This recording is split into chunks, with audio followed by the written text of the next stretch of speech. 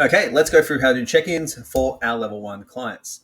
So in the early stages of a client's nutrition and training journey, they're more about creating emotional support for our clients and fostering positive behaviors. So when the client's in the beginning stages, really focusing on data and strict metrics is counterproductive for them, simply because they don't have the behaviors in place yet that when they see the metrics, they'll actually probably get more upset if they don't move in the way they need to relative to their actual implementation of the behaviors.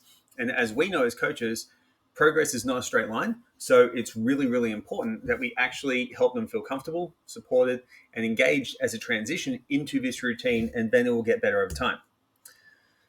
So we need to emphasize the emotional side of training and nutrition because this can be a really overwhelming time for a level one client. They're doing a lot of things going on. They're probably excited. They're a little bit apprehensive. They've got a lot of self-doubt going on. So we need to acknowledge, validate, and also move past these feelings. So we need to ask them whether they feel challenged, motivated, unsure of what's going on, and show empathy and understanding to help build trust and rapport with them.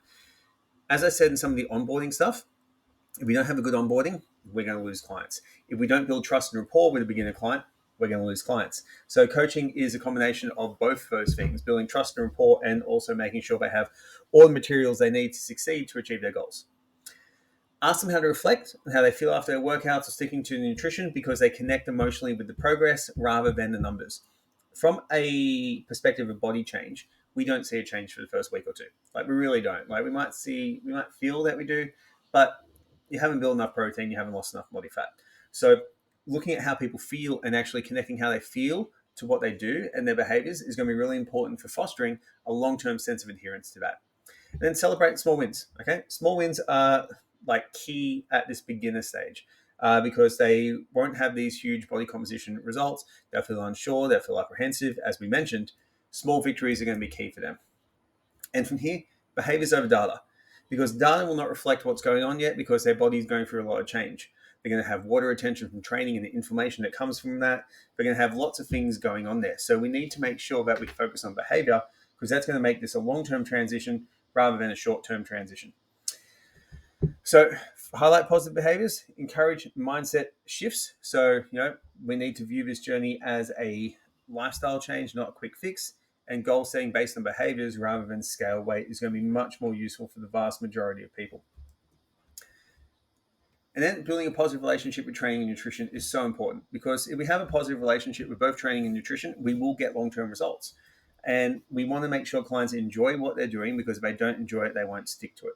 So if we can do this, we can then help them connect to their why, their intrinsic motivation, which is the deeper reason why they want to make changes. And but that why doesn't have to be it's to be the best parent to my kids or the best business owner or whatever it is.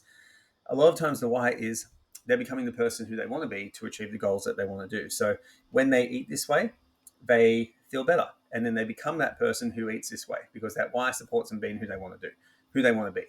So doing this is actually like it may seem like it's not much to us, but it's actually a huge deal to them to allow them to connect to allow them to connect with who they want to be so then they can become the person who achieves those goals. And then finally create a supportive environment. So with the check-in form that we've given you, it's 6 questions. Very easy to give to the client, but it requires a lot of self-reflection. So questions like what do they need to start, stop, continue? What habit did they do well with? What did they not do well with? What did they enjoy, not enjoy? That type of stuff is going to foster that really good relationship with food and training and also focus on the behaviors around being healthy for the long term.